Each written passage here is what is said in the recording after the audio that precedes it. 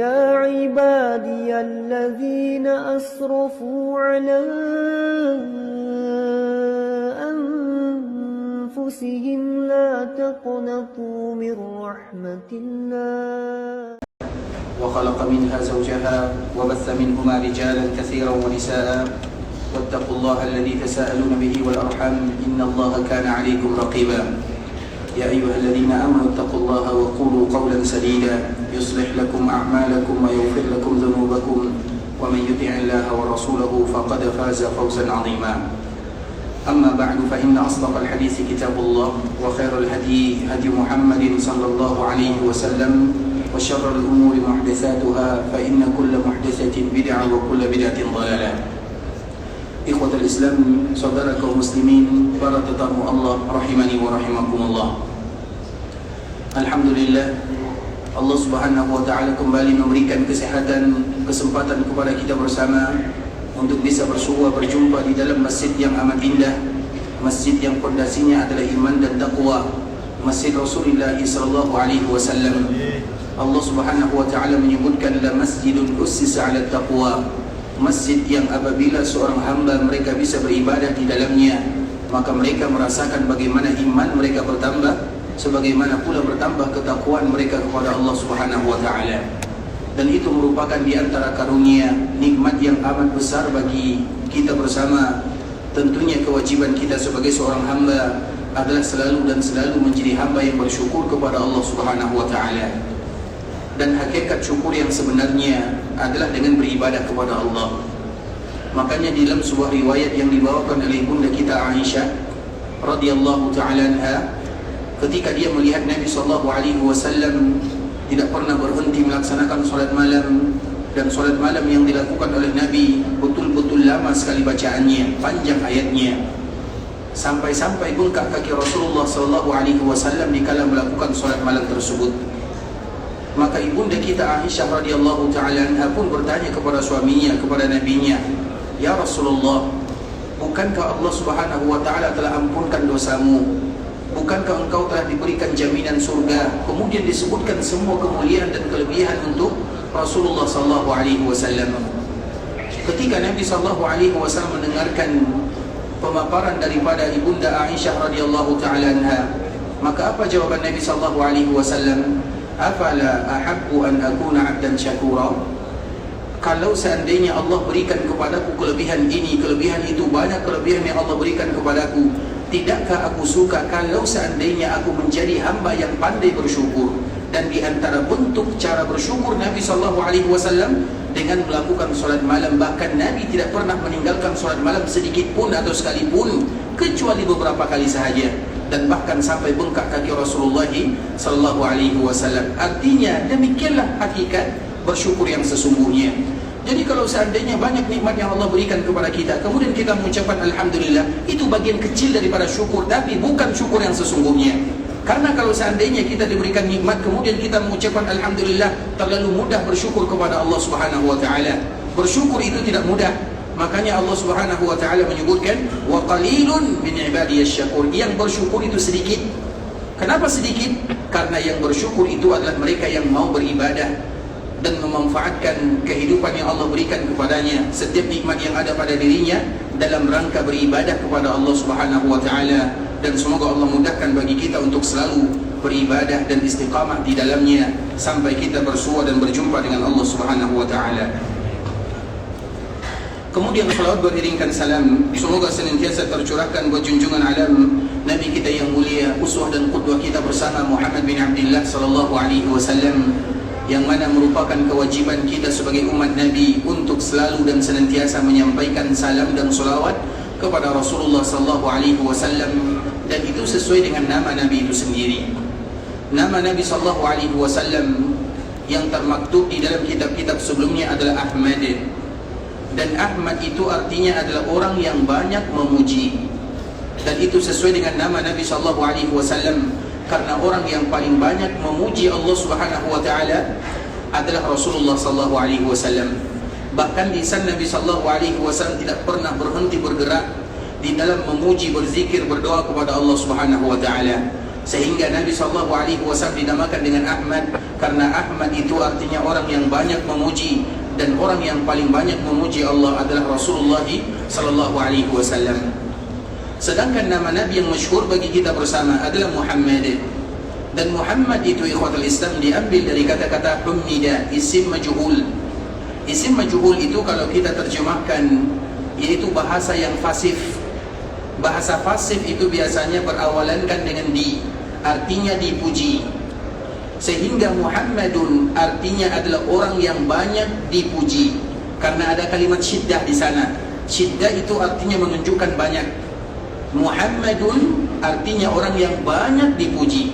Siapa yang memuji Nabi SAW? Yang pertama yang memuji Nabi kita adalah Allah Subhanahu wa Ta'ala. Dan ketika Allah memuji Nabi, artinya Allah menyanjung Nabi dan mengangkat Nabi. Dan itulah makna daripada firman Allah Subhanahu wa Ta'ala, wa rafa'na laka dzikrak, kami angkat namamu. Di dunia Allah angkat nama Nabi SAW, di akhirat pun maka nama Nabi adalah nama yang paling mulia. Kemudian yang berikutnya yang memuji Nabi SAW adalah para malaikatnya. Dan malaikat itu jumlahnya jauh lebih banyak dibandingkan dengan manusia dan makhluk-makhluk yang lainnya. Bahkan di dalam sebuah riwayat disebutkan ikhwatul Islam, tidak ada empat jari. Tidak ada 4 jari di bumi ini kecuali ada malaikat yang bersujud di sana. Artinya jumlah mereka lebih banyak daripada yang namanya manusia, dan semua mereka memuji Rasulullah SAW. Kemudian baru giliran kita yang ketiga. Allah Subhanahu wa Ta'ala menyebutkan tentang dirinya dan malaikatnya dengan babul khabar. Khabar itu pemberitahuan, berarti Nabi Muhammad sudah dipuji oleh Allah dan sudah dipuji oleh malaikatnya. Kemudian yang berikutnya adalah perintah al-amr, ya ayyuhalladzina amanu sallu alaihi wa sallimu taslima. Yang pertama adalah khabar. Kalau khabar itu sesuatu yang sudah dikerjakan. Kalau perintah bisa jadi dikerjakan, bisa jadi tidak dikerjakan. Makanya Allah mengatakan, ya ayyuhalladzina amanu, wahai orang-orang yang beriman, salawatlah, salamlah kepada Nabi kalian. Oh, perintah ini bisa jadi dilaksanakan, bisa jadi tidak dilaksanakan. Artinya ikhwatul Islam, dan kita ingin termasuk orang-orang yang melaksanakan perintah Allah Azza wa Jalla dikala kita banyak mengucapkan salam dan salawat kepada Nabi, agar kita termasuk menghargai nama Nabi itu sendiri, yaitu Muhammadun, karena Muhammadun itu artinya adalah orang yang banyak dipuji, dan kita ingin termasuk orang yang memuji Rasulullah sallallahu alaihi wasallam. Itu adalah di antara nama kalimat yang indah yang dimiliki oleh Rasul kita yang mulia Muhammad bin Abdullah. Tinggal kewajiban kita bersama ikhwatul Islam untuk senantiasa berusaha membasahi lisan dan lidah mengucapkan salam dan salawat kepada baginda Muhammad bin Abdullah sallallahu alaihi wasallam. Allahumma salli ala Muhammad wa ala ali Muhammad kama sallaita ala Ibrahim wa ala ali Ibrahim innaka Hamidum Majid. Allahumma barik ala Muhammad wa ala ali Muhammad kama barakta ala Ibrahim wa ala ali Ibrahim innaka Hamidum Majid.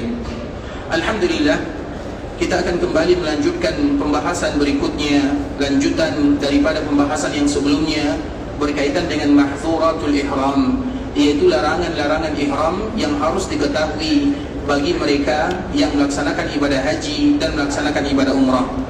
Karena kalimat haram itu ikhwatul Islam, di antara salah satu maknanya adalah tanah haram Makkah Madinah. Ketika kita berada di tanah Makkah, ketika kita berada di tanah Madinah, maka kita harus tahu bahwa kita sedang berada di tanah haram. Kemudian ketika kita memakai pakaian ihram, maka haram kita menjadi double. Haram karena kita memakai pakaian ihram, haram karena kita berada di tanah haram. Itu merupakan poin yang harus kita ingat baik-baik, bahwa haram itu, ternyata haram kita itu bertingkat atau berdouble, antara haram tanahnya dengan haram keadaannya. Sedangkan bagi kita yang melaksanakan ibadah yang mulia, ibadah haji, ibadah umrah, maka haramnya banyak sekali. Di Madinah kita haram, tanahnya haram. Kemudian nanti kita akan memakai pakaian yang akan membuat kita haram melakukan perkara-perkara yang boleh bagi kita melakukannya, yang disebut dengan pakaian ihram. Kemudian nanti kita sampai di Mekah, itu pun adalah tanah haram. Sebagaimana disebutkan oleh Rasulullah SAW, Inna Ibrahim harrama Makkah wa inni haramtul Madinah. Sesungguhnya Nabi Ibrahim mengharamkan Makkah dan aku pun mengharamkan Madinah. Artinya Makkah adalah tanah haram dan Madinah pun adalah tanah haram. Dan yang mengharamkan Makkah bukan Nabi Ibrahim, Yang mengharamkan Madinah juga bukan Nabi Muhammad SAW, tapi yang mengharamkan Makkah dan Madinah adalah Allah Subhanahu wa ta'ala. Kira-kira kapan Allah mengharamkan Makkah dan Madinah? Kita tahu bahwa Makkah adalah tanah haram, Madinah adalah tanah haram, dan yang mengharamkan bukan Nabi Ibrahim, tapi disandarkan kepada Nabi Ibrahim karena Nabi Ibrahimlah yang memperjelas keharamannya. Makanya Nabi mengatakan, Inna Ibrahim harrama Makkah. Sesungguhnya Nabi Ibrahim mengharamkan Makkah. Bukan Nabi Ibrahim yang mengharamkan, Allah yang mengharamkan, tapi itu melalui lisan Nabi Ibrahim alaihissalam. Begitu juga sambungan hadisnya, wa inni haramtul Madinah, dan aku pun, kata Nabi, mengharamkan Madinah. Bukan Nabi yang mengharamkan Madinah, tapi Allah yang mengharamkan Madinah. Tapi itu hanya sekedar penyandaran kepada Nabi Ibrahim dan penyandaran kepada Nabi Muhammad SAW, yang itu merupakan atas perintah Allah Subhanahu wa ta'ala.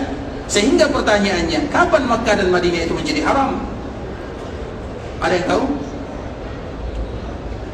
Makkah adalah tanah haram. Kapan Makkah menjadi tanah haram? Madinah menjadi tanah haram. Kapan Madinah menjadi tanah haram? Dan Masjidil Aqsa juga tanah haram. Kapan dia menjadi tanah haram? Ada yang tahu? Tanah ketika terjadi, Masya Allah, ketika terjadi Fatu Makkah, Masya Allah, silakan bisa. Masya Allah, semoga bermanfaat ya. Barakallahu fiik, walaupun jawabannya salah. Baik, yang lain. Kapan tanah haram menjadi tanah haram? Di Lauhul Mahfuz. Itu jawaban secara umum ya, semuanya di Lauhul Mahfuz. Kapan kita duduk di sini? Kapan kita melaksanakan ibadah haji? Kapan? Semuanya di Lauhul Mahfuz. Allah mengharamkan tanah haram ketika Allah menciptakan langit dan bumi. Bisa dipahami? Semuanya di Lauhul Mahfuz. Tapi kapan Allah menjadikan tanah haram itu menjadi tanah haram? Ketika Allah jadikan langit dan bumi. Allah ciptakan langit dan bumi 6 hari 6 malam. Di saat Allah ciptakan langit, ada yang namanya langit, ada yang namanya bumi. Di saat itulah tanah haram sudah menjadi tanah haram. Artinya pertama kali Allah ciptakan dunia, maka Makkah sudah menjadi haram. Tapi orang tidak tahu. Kapan orang tahu kalau Makkah menjadi haram? Ketika Nabi Ibrahim alaihissalam ada di sana.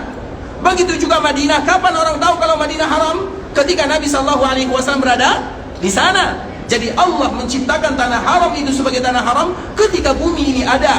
Artinya ikhwatul Islam, betul-betul merupakan pilihan dari Allah Subhanahu wa ta'ala. Sehingga ketika Nabi datang ke kota Madinah, Nabi SAW diberitahukan oleh Allah, Madinah itu lokasinya di sini, tanah haramnya dari sini ke sini. Berarti Allah sudah menentukan sejak zaman dahulu kala. Semenjak Allah menciptakan langit dan bumi, maka itulah jawabannya. Tanah haram menjadi tanah haram semenjak Allah menciptakan langit dan bumi. Siapa yang tadi angkat tangan yang jawabannya sama? Maksudnya yang jawabannya sama, jawabannya yaitu ketika Allah ciptakan langit dan bumi. Ada tadi? Berarti semua jawabannya salah ya? Baik, ikhwatul Islam. Artinya berarti haram kita itu double. Haram dikala kita berada di tempat yang haram. Haram dikala kita memakai pakaian ihram. Haram dikala kita berada di Mekah. Artinya ikhwatul Islam, haram itu adalah bahasa kita, atau kita yang mengambil bahasa haram. Makanya ada kalimat hormat. Apa itu hormat? Hormat itu diambil dari kata-kata hurmat. Hurmatun haram. Hormat itu bahasa Arab, kemudian diterjemahkan ke dalam bahasa kita dengan istilah hormat. Maka menghormati berarti tanah haram harus kita hormati. Sesuatu yang diharamkan harus kita menghormatinya. Dikala kita berada di tanah haram, maka jangan sampai adab kita, etika kita sama dengan kita berada di tanah halal. Harus ada kelebihannya. Begitu juga dikala kita berada dalam keadaan ihram, yang juga diambil dari kata-kata haram, maka kita harus menjaga semuanya. Maka dari situlah terkenal dengan mahdzuratul ihram, yaitu sesuatu yang harus kita agungkan, yang harus kita berhati-hati di sana agar kita tidak terjatuh ke dalam hal-hal yang bisa membuat ibadah kita kurang. Dan kemarin kita telah menjelaskan ikhwatul Islam, ada beberapa poin yang telah kita sampaikan. Di antara hal-hal yang diharamkan atau larangan-larangan ihram, kita telah menjelaskan kemarin sebelumnya. Yang pertama adalah mengambil rambut, kemudian memotong kuku, kemudian wewangian, kemudian menutup kepala, dan yang terakhir kemarin kita telah menjelaskan tidak boleh memakai pakaian yang berjahit bagi kaum laki-laki. Memakai pakaian yang berjahit kemarin kita telah menjelaskan ikhwatul Islam bahwa itu adalah pakaiannya, sedangkan yang lainnya maka tidak menjadi masalah. Kacamata, jam tangan, tas, atau sesuatu yang akan membantu kita di dalam memudahkan di dalam beribadah kepada Allah Subhanahu wa taala. Nah, hal ini atau 5 yang tadi atau yang kemarin telah kita jelaskan, barang siapa yang melakukannya karena dia lupa, seperti misalnya kita memakai pakaian ihram, kemudian tiba-tiba kita tidur. Biasanya kita tidur menutup kepala, atau ada orang yang sebahagian tidur dia biasa menutup semua badannya, dan dia pun tiba-tiba tidur dalam keadaan tersebut. Dia sedang memakai pakaian ihram, kemudian dia tidur, ditutup semuanya, ditutup kepalanya. Bisa jadi karena kedinginan, atau bisa jadi karena itu kebiasaan.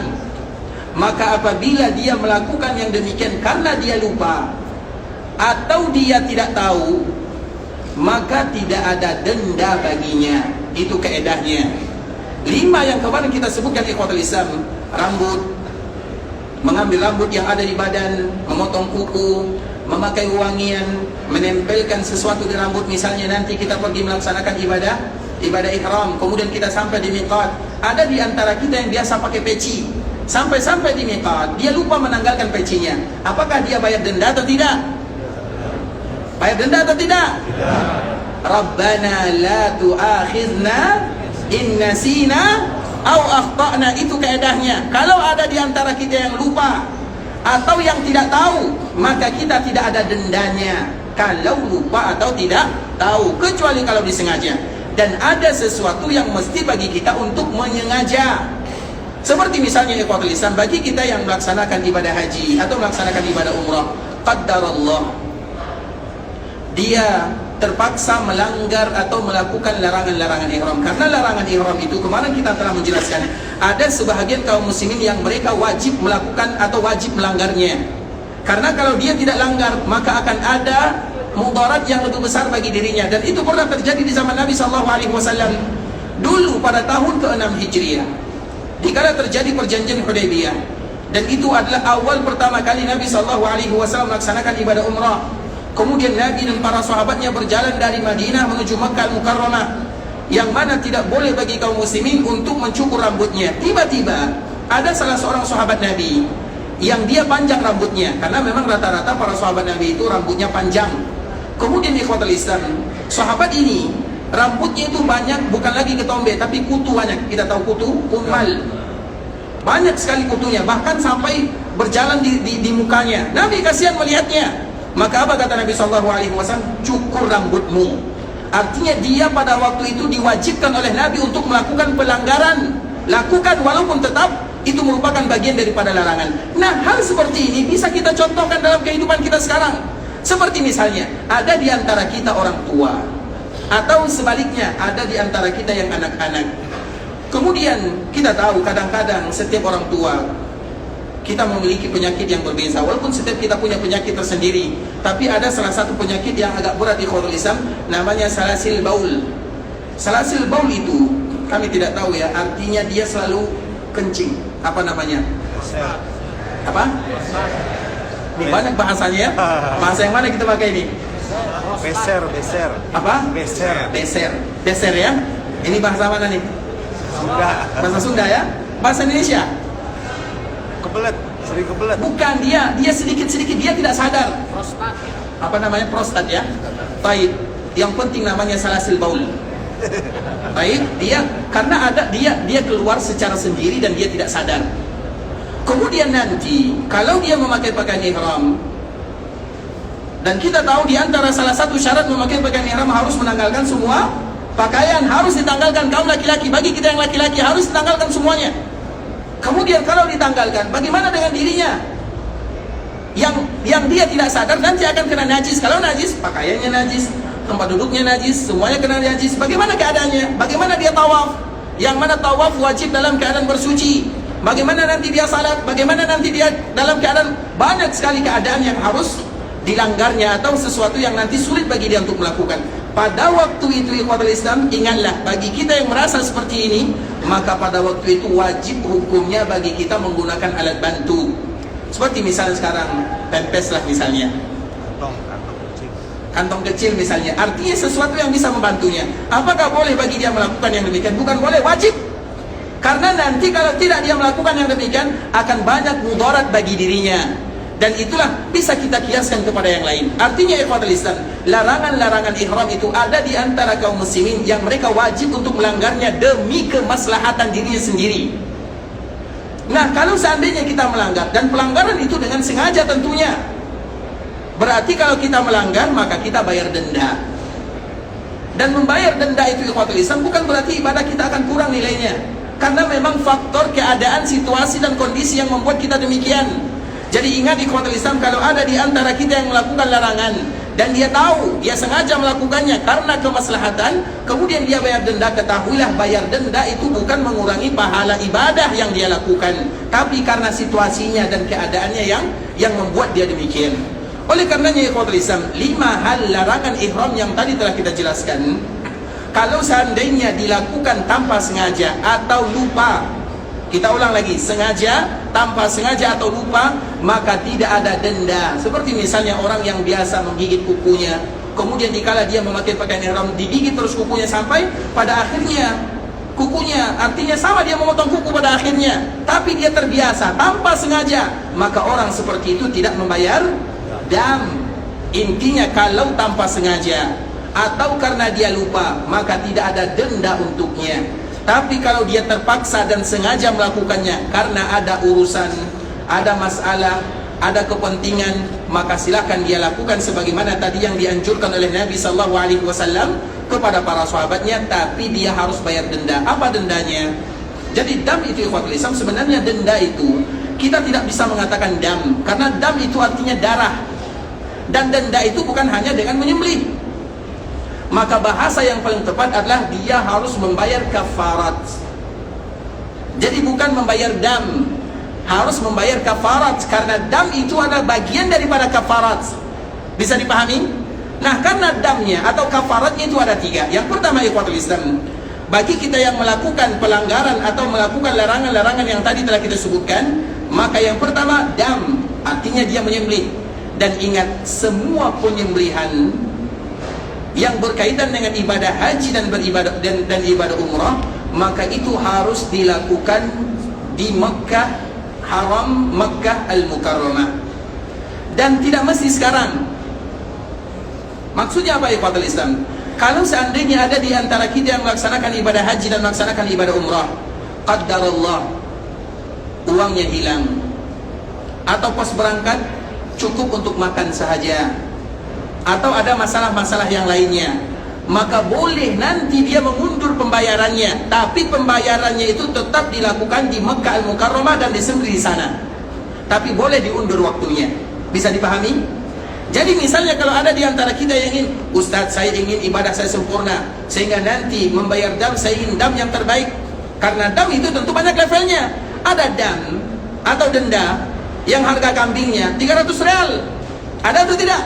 1 juta lah kalau bahasa kitanya. Ada tidak kambing harganya 1 juta? Ada tidak kambing harganya 2 juta? Ada kambing harganya 5 juta atau tidak? Sama tidak yang 5 juta dengan 1 juta? Yang 1000 sama atau tidak? Tidak. 1 juta dengan 5 juta? Sama atau tidak? Beda. Sama. Yang menjawab sama berarti sama-sama kambing. Yang menjawab beda harganya berbeda. Iya atau tidak? Mungkin di situ cara pandangnya. Tapi nilainya tidak akan pernah sama. Tidak orang yang mencari dam harganya 1 juta 300 real dengan orang yang mencari dam yang harganya 1000? Sama. Beda. Sama atau tidak? Beda. Taib. Yang menjawab sama, kenapa sama? Karena seperti situ tertulis berdasarkan bahwa tidak menentukan harga tidak tercantum, Rasulullah tidak pernah menentukan harga kambing, dia menentukan ekor kambingnya. Baik, sudah? Ya. Baik, sekarang kita berkorban. Kerbau, ada yang kerbau harganya 15 juta, ada yang kerbau harganya 30 juta. Bapak yang ikut yang mana? 15 atau 30? 15. Yang 15, kenapa? Rasulullah tidak menyebutkan harga kambing, Karena Rasul- harga sapi, dia menyebutkan ekornya. Masya Allah, taib. Sekarang ada harga sapi, unta. Ada harga unta. Unta yang kita lihat itu biasanya harganya 2.000 sampai 10.000. Tapi ada unta yang harganya 1 juta real. Yang mana? Kalau dihadiahkan kepada bapak, yang mana? Kalau dihadiahkan? Kalau hadiah beda. Taib, masya Allah, barakallahu fiik, barakallahu fiik. Berarti nanti kalau ada yang menghadiahkan yang 1 juta dengan 5 juta, mana yang Bapak pilih? Tergantung ikhlasannya, Pak. Masya Allah, barakallahu fiik. Semoga Allah memberikan keberkahan kepada kita bersama. Tadi ikhwatul Islam, sampai di mana tadi? Masalah kambing. Tadi ikhwatul Islam, kalau seandainya dia tidak memiliki uang di sini atau dia ingin melakukan yang terbaik, kemudian dia menundanya, maka tidak menjadi masalah. Bisa dipahami? Artinya misalnya Ustaz, dia misalnya bercerita kepada pembimbingnya, saya sekarang tidak bawa uang, atau uang saya habis karena misalnya ada keperluan yang sangat penting, rumah sakit misalnya, atau beli obat misalnya, atau sesuatu yang sifatnya urgen, atau misalnya dia kehilangan uang ataupun yang semisalnya. Nanti saya undur pembayarannya, damnya saya undur pembayarannya, tapi tetap dilakukan pembayaran tersebut di tanah haram Makkah Al-Mukarramah. Boleh atau tidak? Diundur boleh atau tidak? Tidak menjadi masalah ya ikhwatul Islam. Makanya berkaitan dengan dam, karena itu masalah yang paling berat dihadapi oleh kaum muslimin. Masalah dam. Dan ingat, dam itu ikhwatul Islam, sebenarnya untuk haji tamattu, kita semuanya akan melakukan haji tamattu, itu dam itu boleh, atau kafarat itu ada 2. Kalau tidak bisa bayar dam, maka boleh dengan berpuasa. Begitu juga dengan kafarat dikala kita melakukan larangan. Kalau kita tidak bisa bayar dam, walaupun yang terbaik itu adalah dam, yang terbaik dikala kita melakukan ibadah adalah dam. Dan Nabi SAW yang terbaik adalah dam Nabi SAW. Kambing, iya mungkin Nabi tidak menyebutkan harganya, tapi tahukah kita bagaimana sifat dam Nabi SAW? Kambing yang dikorbankan oleh Nabi SAW itu yang di kakinya ada warna putihnya, di matanya juga ada warna putihnya. Domba Nabi itu domba yang spesial, yang biasanya ada tanda putih di kaki dan di matanya. Itu harganya kira-kira berapa? 1.000 terlalu kurang. Makanya kalau kita lihat, iya Nabi tidak menentukan ini harganya. Tapi kalau kita perhatikan bagaimana damnya Nabi SAW, maka dam Nabi kalau kita hargai mungkin lebih daripada 3.000 rial. Kalau dam kita berapa kira-kira? 300. Berapa? 300 ya? Bagaimanapun semoga Allah menerima semuanya. Artinya semakin maksimal tidak akan sama dengan yang minimal. Tidak mungkin sama orang yang berdam 1 juta dengan 5 juta, tidak sama. Kalau seandainya kita ingin melihat perbedaannya, lihat bagaimana dam Nabi SAW. Makanya Nabi tidak menyebutkan harganya, tapi Nabi menyebutkan sifatnya. Dan sifat dam Nabi itu sempurna. Bisa dipahami? Bisa. Bahkan Nabi SAW, kita tidak bercerita panjang lebar di sana ya, tapi sifat-sifat, karena setiap hewan korban, setiap hewan dam untuk Nabi SAW itu ada sifat-sifat yang itu jarang didapatkan di zaman sekarang. Kalaupun didapatkan, maka harganya terlalu tinggi, karena Nabi tidak pernah membayar dam atau berkorban kecuali dengan yang terbaik. Makanya di sana di dalam agama Islam ada standar minimal dan tidak ada standar maksimal. Standar minimal itu dari umur. Misalnya kalau kambing umurnya minimal 1 tahun, makanya kalau kambing 1 tahun berapa umur harganya? Kurang lebih 300, 250. Apakah sama kambing yang 1 tahun dengan yang umur 5 tahun? Pasti beda. Semua kita tahu. Dan Nabi SAW pasti mencari yang terbaik. Tapi Nabi memberikan standar minimal. Contoh kalau misalnya domba. Kalau domba itu ikhwatul Islam, standar minimalnya adalah umurnya 6 bulan. Standar minimal. Tapi Nabi bagaimana korbannya? Nabi korbannya atau udhiyahnya atau damnya ada sebagaimana sifat yang tadi telah kita sebutkan, yang terbaik. Bisa dipahami? InsyaAllah semoga bisa dipahami ya.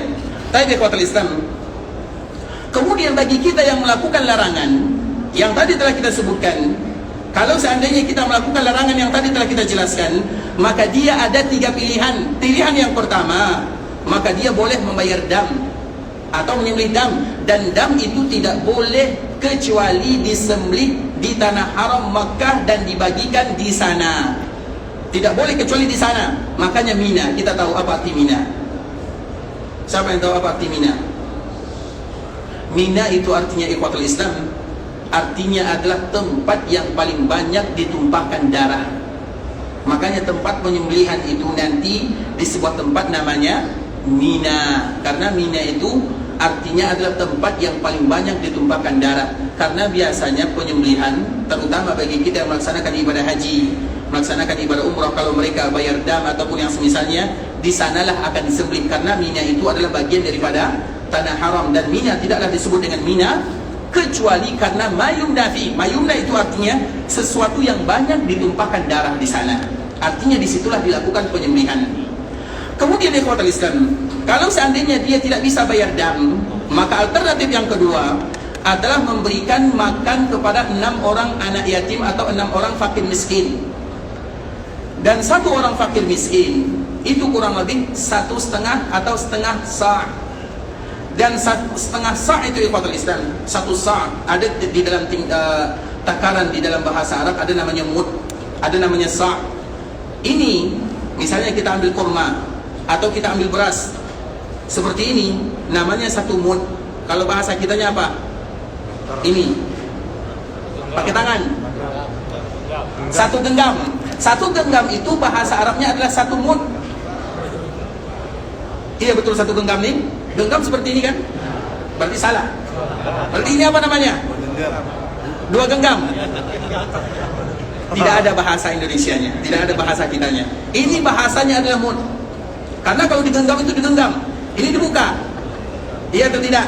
Berarti tidak ada terjemahannya ya? Telapak tangan? Ini 2 telapak tangan. Isinya susah ya menerjemahkan ya. Tapi intinya ini namanya 1 mud. Dan ini juga berlaku untuk fidyah. Kalau ada orang yang fidyah, itu sama hukumnya. Makanya kita harus tahu, itu namanya 1 mud. 4 ini namanya 1 sa'. 4 ini namanya 1 sa'. Karena nanti kalau kita berzakat, zakat fitri atau yang kita kenal dengan zakat fitrah, Nabi SAW menyebutkan 1 sa' dari korma, dari gandum, atau dari aqid, atau dari zabib, atau kita kiaskan satu sa' dari beras. Berarti berapa 1 sa'? 4 ini, 4 mud. Begitu juga dengan fidyah. Ada di antara kita yang mungkin ibunya tidak lagi bisa berpuasa, atau ayahnya, atau suaminya, atau istrinya yang sedang hamil ataupun sedang menyusui, ataupun yang semisalnya melahirkan, maka dia harus membayar fidyah. Maka itu ukurannya, memberikan makan kepada orang miskin, yang diberikan adalah 1/2 sa'. Berarti 1/2 sa' berapa? 2 ini 2 mud. 2 ini 2 mud. Bagaimana cara mengukurnya? Bisa kita ambil beras, kita ambil selesai, ambil 2, selesai. Mudah sekali ikhwatul Islam. Nah begitulah keedah, dan keedahnya sama. Zakat fitri, untuk fidyah, begitu juga untuk dam, memberikan makan kepada fakir miskin. Kalau seandainya kita melakukan larangan, kita tidak bisa bayar denda atau tidak bisa bayar dam, maka berikanlah kepada mereka 6 orang saja. 6 orang, 1 orang 1/2 sa'. Dan 1 sa' adalah 4 mud. Berarti 1/2 sa', 2 mud. 2 ini kita beli kurma, kita timbang seperti ini, tidak menjadi masalah. Kita ambil, berarti 2 ini untuk 1 orang, kalikan 6 orang, berikan kepada mereka yang ada di Mekah. Selesai. Jadi pilihannya banyak di ikhwatul Islam. Kemudian yang berikutnya, yang ketiga, pilihan yang ketiga, diizinkan bagi dia untuk berpuasa 3 hari. Kalau seandainya dia tidak, misalnya dia tidak bisa bayar denda, atau dia juga tidak bisa memberikan makan kepada orang miskin, maka alternatif yang ketiga adalah dia berpuasa selama 3 hari. Di mana dia berpuasanya? Memang dianjurkan berpuasa di sini ikhwatul Islam, apalagi nanti ketika kita memasuki 1 Zulhijjah. Memang biasanya terutama bagi kita sudah terbiasa kita berpuasa di tanggal 1 sampai tanggal 9 Zulhijjah. Nah kemudian sekarang kita berada di momen yang terindah. Kita berada di tanah haram, kita berada di Mekah. Ditambah lagi kalau seandainya kita berpuasa, sekalian niatkan puasa tersebut untuk membayarnya kalau seandainya kita tidak bisa membayar denda. Atau bagi kita yang tidak bisa bayar dam tamattu'nya, misalnya kita mendapatkan haji tamattu', maka boleh bagi dia untuk berpuasa, dan berpuasanya boleh dilakukan sebelum melaksanakan ibadah haji. Dan waktu yang paling bagus itu adalah di awal-awal bulan Zulhijjah. Jadi semua kemuliaan kita dapatkan pada akhirnya. InsyaAllah jelas ya? Jelas semuanya? Yang tidak jelas nanti boleh ditanyakan. Kemudian ikhwatul Islam, kita kembalikan kepada larangan berikutnya. Larangan berikutnya ikhwatul Islam, di antara larangan-larangan yang dianjurkan bagi kita menjauhinya adalah tidak boleh bagi kita berburu binatang buruan selama kita berada di tanah haram atau selama kita memakai pakaian ihram. Itu dua hal yang harus kita ingat baik-baik. Tidak boleh berburu atau mengejut-ngejutkan atau menakut-nakuti hewan buruan. Ingat, hewan buruan. Kalau nanti misalnya kita berada di Arafah, tiba-tiba kita digigit nyamuk. Bak mubah nyamuk ya, nyamuk. Kemudian boleh tidak kita membunuh nyamuk? Boleh atau tidak? Kita sedang ihram. Di Arafah nanti kita sedang ihram. Di Arafah, di Muzdalifah, apalagi tempat-tempat ini biasanya hanya dihuni satu kali dalam 1 tahun saja, sehingga bisa jadi nyamuk banyak di sana. Iya atau tidak? Kemudian nanti banyak nyamuk, kemudian digigitnya kita, boleh tidak kita bunuh dia? Boleh. Kita kan tidak boleh membunuh. Tapi itu kan bukan binatang buruan. Bukan? Binatang buruan. Masya Allah. Silakan Pak. Masya Allah. Sehat selalu Pak ya. Masya Allah. Barakallah. Itu bukan binatang lalat. Begitu juga misalnya yang tidak boleh bagi kita membunuhnya adalah binatang buruan. Kalau bukan binatang buruan, apalagi kalau seandainya memberikan gangguan, boleh tidak dibunuh? Boleh atau tidak? Boleh. Jelas ya kaedahnya? Karena dulu ikhwatul Islam, ini cerita-cerita para jemaah ya, waktu kami ikut melaksanakan ibadah haji, banyak yang badannya bengkak-bengkak, gatal-gatal semua. Kenapa? Karena banyak nyamuk, mereka tidak mau membunuhnya. Kita tidak boleh membunuh, habislah dia, badannya gatal, merah dan yang semisalnya. Yang tidak dibolehkan itu adalah binatang buruan. Tidak boleh membunuhnya, atau memberikan isyarat menolong orang juga tidak boleh, atau menakut-nakuti juga tidak boleh. Seperti misalnya kita berada di tanah haram Madinah, atau kita berada di tanah haram Mekah, terutama bagi kita dan yang punya keluarga. Biasanya apabila kita berada di luar, apalagi bagian belakang masjid, maka kita akan banyak dapati merpati. Merpati itu ikhwatul Islam termasuk yang dihalalkan atau yang diharamkan? Halal atau haram? Halal. Tapi apabila halal itu termasuk binatang buruan atau tidak? Termasuk atau tidak? Berarti jangan ditakut-takuti, jangan ditangkap dan yang semisalnya. Apalagi bagi kita yang nanti suka video ya, lari-lari, ditakut-takuti, kemudian dia video, iya atau tidak? Karena itu termasuk di dalam larangan yang disebutkan oleh Nabi Sallallahu Alaihi Wasallam, baik dikala kita berada di tanah haram atau dikala kita sedang melakukan ihram. Insya Allah jelas ya? Nah, sedangkan bagi mereka yang kalau seandainya melakukan atau membunuh, terutama membunuh ya, kalau menakut-nakuti itu tidak boleh dilakukan. Tapi kalau seandainya mereka membunuhnya, maka itu dendanya berbeza dengan denda sebelumnya. Kalau kita membunuh binatang buruan, dendanya kita harus membayar sesuai dengan harganya.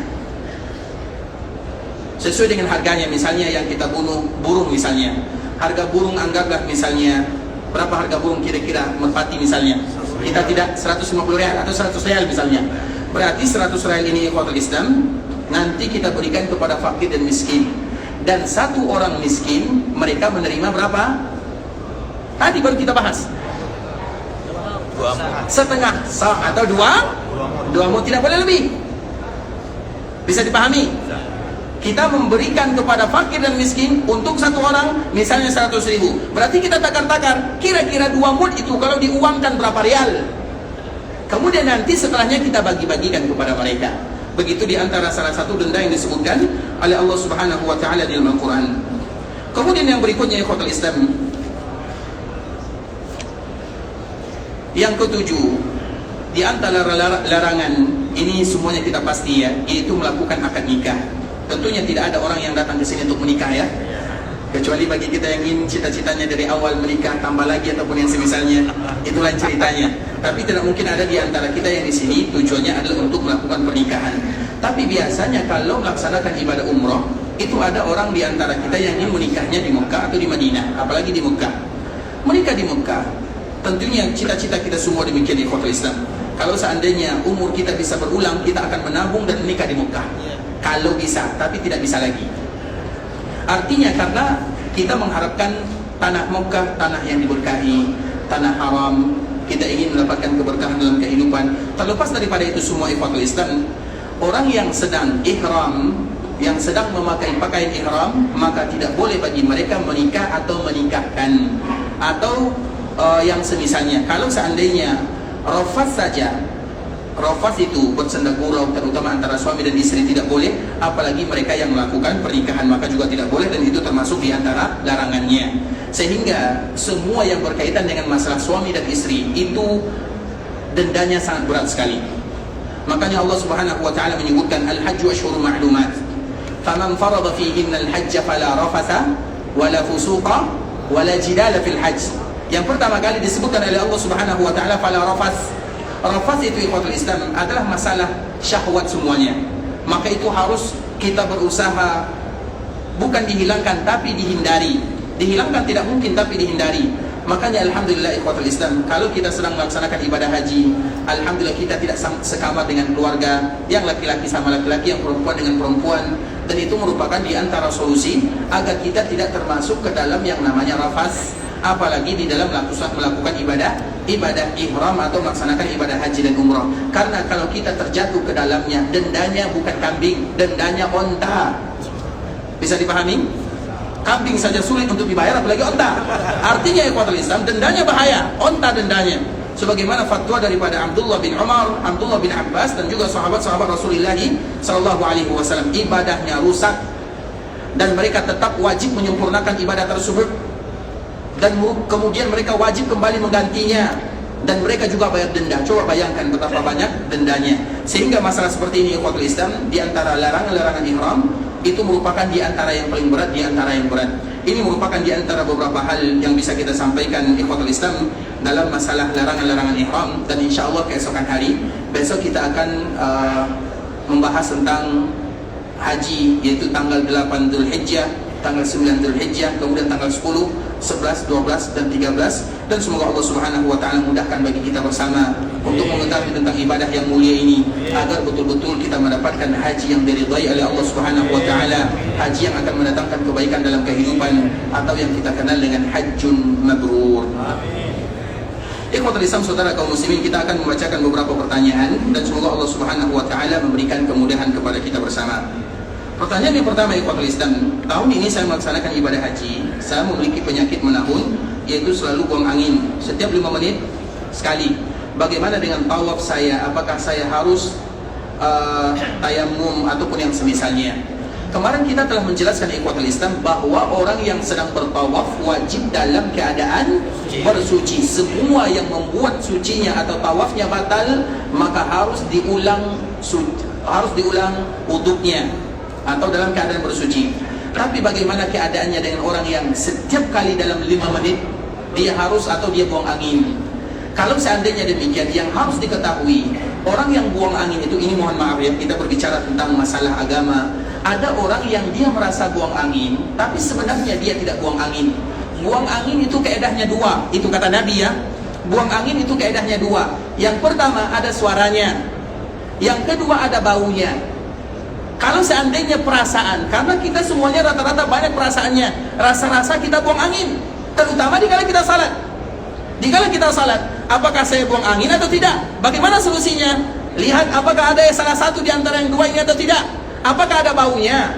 Kalau tidak, apakah ada suaranya? Kalau tidak ada dua-duanya, berarti kita tetap dalam keadaan suci, walaupun ada was-was. Karena dalam masalah buang angin inilah syaitan banyak mengganggu anak Adam. Bisa dipahami? Kadang-kadang ini mohon maaf ya, syaitan itu kadang-kadang sengaja, kamu buang angin, kamu ini, kamu itu, padahal tidak ada 2 ini. Makanya Nabi SAW memberikan keadaan yang amat mudah bagi kita semuanya. Yang pertama, berbunyi. Yang kedua, ada bau. Kalau tidak, maka kita tetap dalam keadaan suci. Dan itu banyak sekali terjadi ikhwatul Islam, terutama orang yang melaksanakan ibadah haji dan umrah. Tapi kalau seandainya dia betul-betul merasakan salah satu di antara yang 2 ini, dan mesti keluar 1 kali dalam 5 menit, maka silahkan dia tawaf dalam keadaan apa saja. Bisa dipahami? Sama dengan seorang wanita yang berhalangan. Seorang wanita yang berhalangan, maka mereka tidak boleh tawaf. Tapi bagaimana keadaannya seorang wanita yang berhalangan? Dia belum melakukan tawaf ifadah, 2 hari lagi dia harus pulang. Maka bagaimana solusinya? Apakah dia tetap tawaf atau tidak? Maka tetaplah tawaf dalam keadaan apa saja kalau keadaannya demikian. Misalnya hari Rabu dia akan pulang dan dia baru selesai berhalangannya hari Jumat, berarti hari Rabu dia harus pulang. Sebelum dia pulang, dia harus menyelesaikan tawaf ifadahnya. Karena kalau kita tidak tawaf ifadah, maka haji kita sah atau tidak? Harus diulang tahun depan. Makanya dia tetap dibolehkan untuk tawaf dalam keadaan apa saja. Padahal kita tahu wanita yang berhalangan masuk masjid saja mereka tidak dianjurkan, apalagi di Ka'bah Musyarrafah dalam keadaan tawaf. Kecuali kalau seandainya waktunya habis, tidak ada solusi, maka silakan dia bertawaf dalam keadaan apa saja. Begitu juga dengan orang yang sama dengan yang tadi, salasilul baul. Kita belum sepakat ya apa terjemahannya ya. Salasilul baul, yang sering keluar kencingnya. Bagaimana dia? Dia tetap batal wuduknya, pasti batal wuduknya. Baru 1 putaran atau setengah putaran dia sudah keluar kencingnya. Ataupun yang semisalnya, bagaimana tawafnya akan sah? Maka tawaflah dalam keadaan apa saja. Bahkan salat pun, kalau seandainya demikian keadaannya, salatlah dalam keadaan apa saja. Begitu juga dengan orang yang selalu buang angin, dia tidak bisa mengontrolnya karena itu penyakit misalnya, dan semoga Allah berikan kesembuhan. Salatlah dalam keadaan apa saja. La yukallifullahu nafsan illa usaha. Itu kaedah bagi umat manusia, terkhusus umat Nabi kita yang mulia Muhammad bin Abdullah sallallahu alaihi wasallam. Kemudian ikhwatul Islam, pertanyaan yang berikutnya,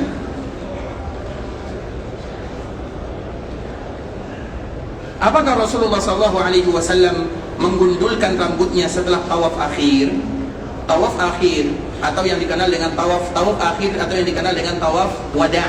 Kalau tawaf akhir, karena tawaf itu yang pertama disebut dengan tawaf qudum. Tawaf qudum itu ada tawaf pertama kali kita datang ke Mekah Al-Mukarramah. Baik mereka yang melaksanakan haji tamattu', qiran ataupun ifrad, semuanya harus tawaf qudum.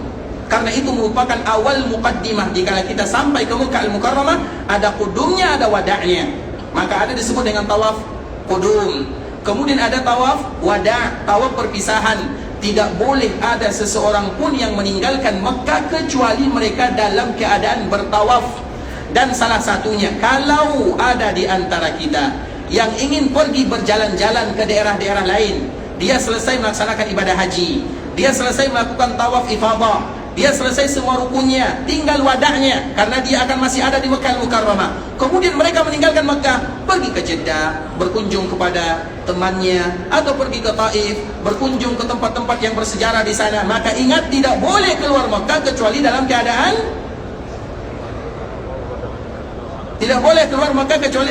tawaf wada, walaupun hanya sekedar berkunjung. Makanya kemarin kita telah memberikan solusi, kalau ada di antara kita yang ingin berjalan melihat dunia luar, melihat di luar Mekah, melihat Jeddah, melihat misalnya Taif dan yang semisalnya, maka lakukanlah sebelum kita melaksanakan ibadah haji. Karena kalau nanti setelah kita melaksanakan ibadah haji, maka ibadah haji itu harus terakhirnya adalah wada', dan tidak boleh kita keluar dari Mekah kecuali harus ada wada'nya. Dan kita yang ikhwatul Islam pergi ke Taif, kita langsung balik lagi ke Mekah, nanti sebelum kita pulang kita wada' lagi, berarti kita harus banyak wada'nya. Artinya ikhwatul Islam itu merupakan kaidah dalam agama. Makanya untuk berhati-hati, kalau kita ingin berjalan, lakukanlah sebelum melaksanakan ibadah haji. Karena setelah melaksanakan ibadah haji, kita fokus dari awal sampai wada'nya kita berada di Mekah Al-Mukarramah. Kemudian ikhwatul Islam, tawaf yang pertama tawaf qudum, yang kedua tawaf wada', dan yang ketiga disebut dengan tawaf ziarah, atau yang kita kenal dengan tawaf ifadah. Tawaf qudum hukumnya apa hukumnya? Apa hukum tawaf qudum? Nanti kita melaksanakan haji tamattu', kemudian kita tawaf, apa hukumnya? Rukun. Iya atau tidak? Rukun dia, artinya tidak boleh kita meninggalkannya. Dan itu adalah bagian daripada umrah yang awal kita lakukan. Itu rukun namanya. Kemudian yang kedua, namanya tawaf ziarah, atau yang kita kenal yang tawaf ifadah. Apa hukumnya? Wajib atau sunat? Itu rukun juga. Yang ketiga wada, apa hukumnya? Baru wajib dan gugur bagi wanita yang berhalangan. Itu macam-macam tawaf. Nah, kalau dikala kita selesai melaksanakan tawaf qudum, bagi kita yang tamattu', tawaf, sa'i, maka kita memendekkan rambut. Kemarin kita telah jelaskan. Kemudian nanti kapan lagi kita memendekkan rambut yang kedua atau mencukur rambut? Setelah kita tawaf ziarah atau tawaf ifadah. Di saat itulah Nabi menggundul, dihabiskan semuanya. Nabi SAW mencukur habis rambutnya. Nabi SAW ikhwatul Islam tidak pernah mencukur rambutnya kecuali 4 kali. Yang pertama pada tahun ke-6 Hijriah, dikala terjadi yang namanya Umrah Hudaybiyah. Yang kedua pada tahun ke-7 Hijriah, yang disebut dengan Umratul Qadha atau Umratul Qadiyah. Yang ketiga dikala disebut dengan Umrah Ji'ranah. Dan yang keempat ketika Nabi melakukan Haji Wada'. 4 kali inilah Nabi menggundul rambutnya. Dan Nabi tidak pernah melakukan ibadah umrah dan ibadah haji kecuali Nabi menggundulkan rambutnya. Maka begitu juga dengan kita, tampak jangan ada di antara kita yang pulang ke kampung halamannya kecuali tinggalkanlah rambutnya di sini. Dan semoga dengan kita meninggalkan rambut di sini berguguran pula lah dosa-dosa kita semuanya. Tapi ingat ikhwatul Islam, lakukan dalam rangka manasik, jangan di luar manasik. Apa contohnya? Misalnya kemarin kita contohkan, setelah ada di antara kita yang berada di Mina, kemudian pada tanggal 10 Zulhijjah, maka mereka akan melontar, kemudian mereka akan mencukur rambutnya. Pada waktu itulah cukur. Jangan diundur mencukurnya, nanti baru pulang ke hotel baru saya cukur. Karena cukur yang kedua tidak lagi bernilai ibadah namanya, tapi cukur di Mina itulah yang bernilai ibadah. Dan itulah yang dilakukan oleh baginda Nabi Muhammad bin Abdullah sallallahu alaihi wasallam. Kemudian pertanyaan berikutnya ikhwatul Islam,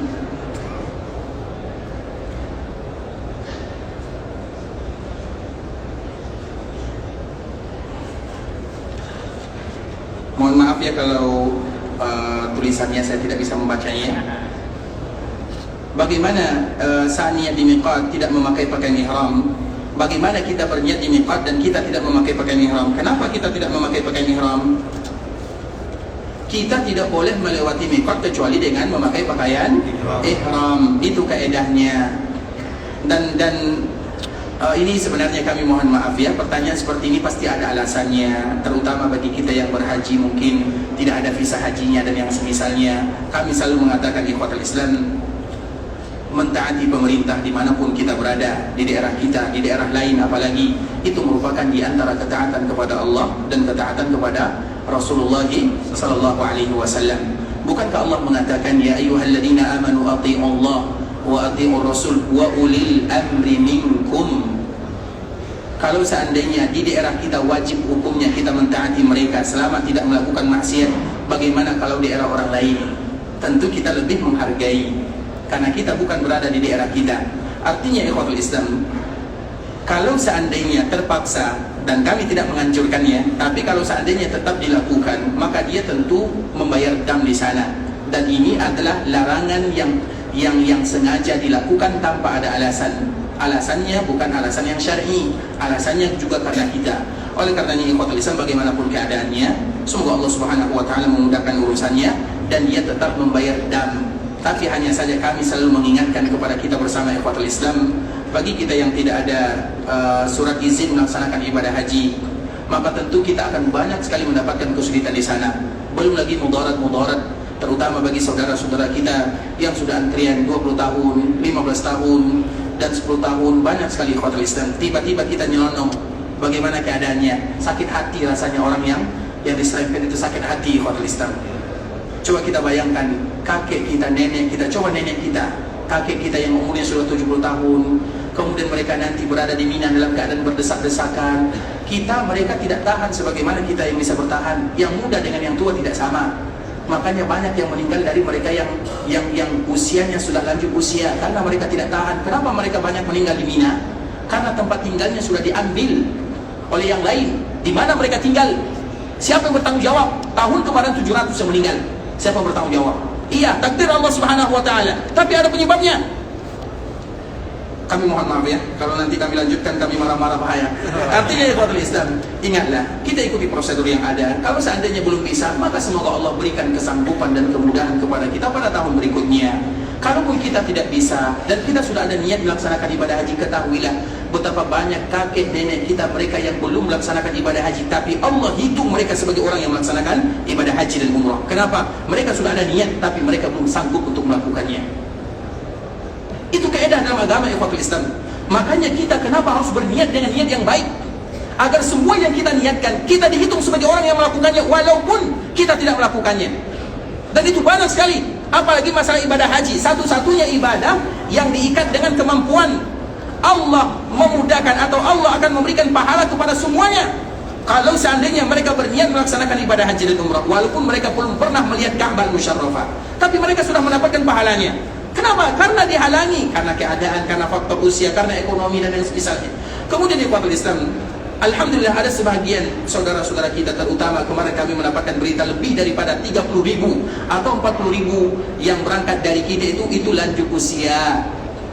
Mereka kekuatannya tidak sama dengan kita yang masih muda. Sayangi mereka.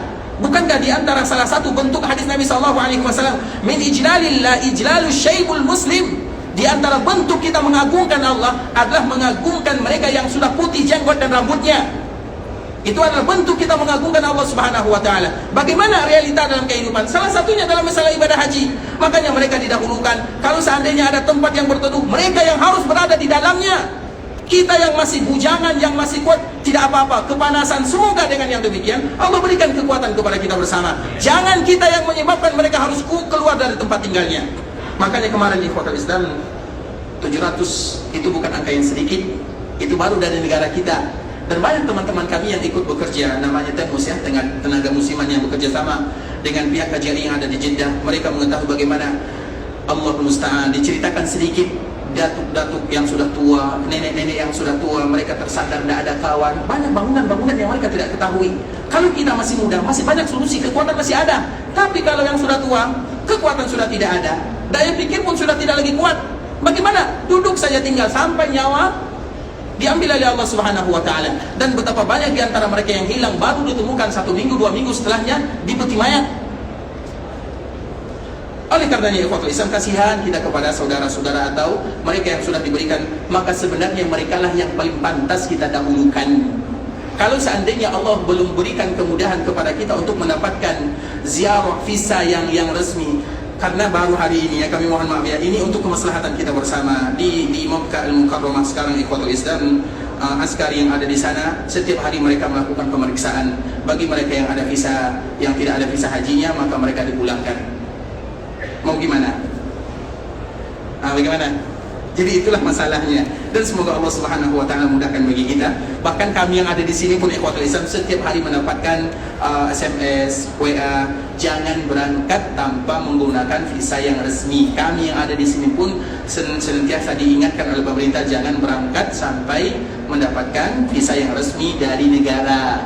Tapi itu demi kemaslahatan kita bersama. Haji sekarang tidak sama dengan haji-haji sebelumnya.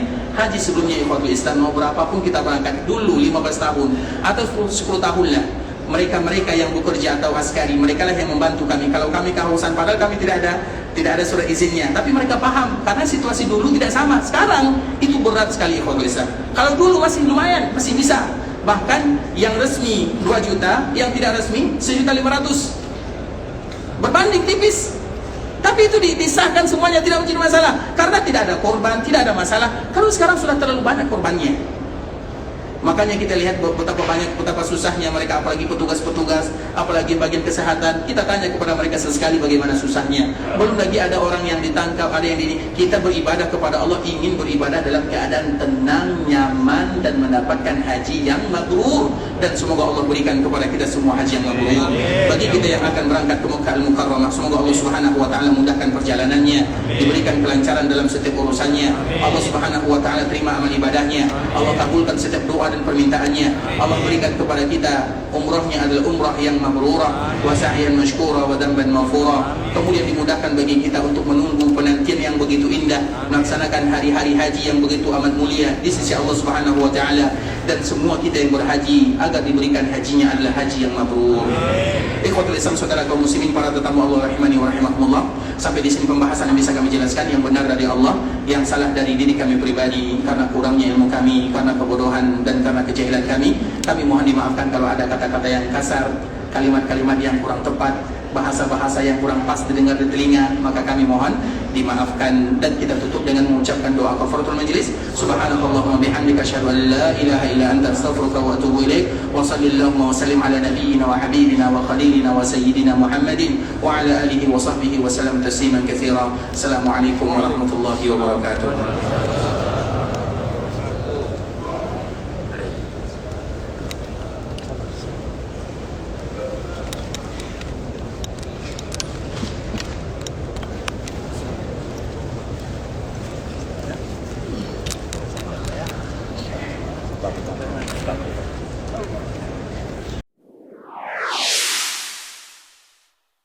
قل يا عبادي الذين أسرفوا على أنفسهم لا تقنطوا من رحمة الله